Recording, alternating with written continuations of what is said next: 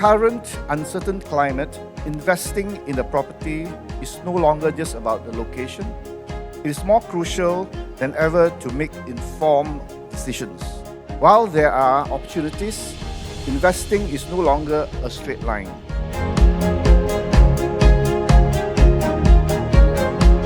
The question is it still good time to buy residential property? The way I would look at it moving forward, buying real estate in Malaysia, apart from residential, is very much have to be much yield driven rather than capital appreciation play. Our market has become a lot more matured and people are buying property is not purely for speculation. But of course, I think all the sale people will say a little bit of speculation would really create some excitement in the market. Market has changed. Trends have changed. Things are different today. So strategies that worked those days may not work today. And even if it worked that day, I was not ready to participate in that kind of strategy. So as much as we think that, now is the right time to buy, or next year is the right time to buy, or when is the right time to buy, it may be generally right, but it may not be right for you. The real estate market is highly likely, based on all these stats, to ride the wave.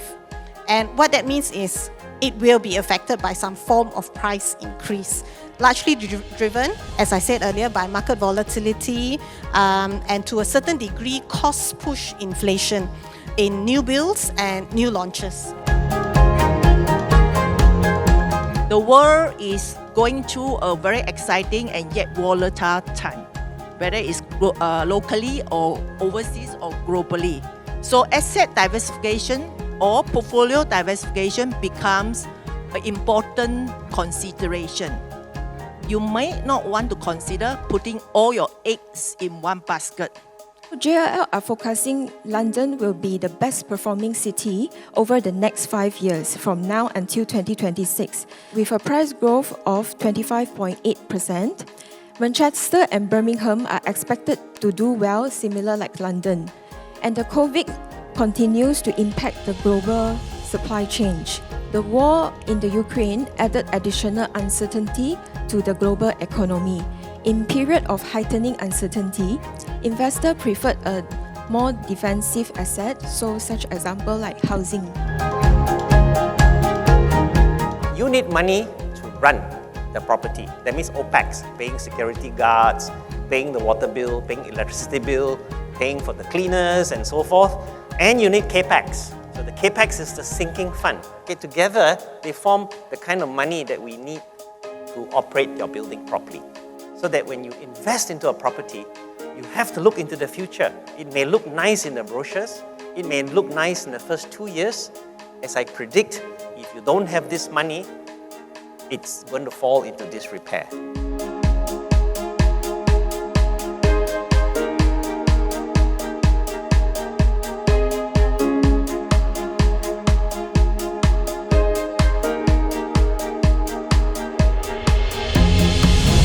Consumers are moving and focused towards townships that are quality driven and comes with a lifestyle.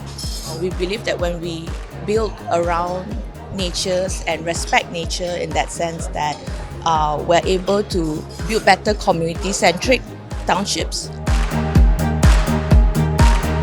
With the new technology like the IBS system, like the 3D printing and also the offsite, we can do the seamlessly construction industry without the reducing of the downtime and also the worker labor issue.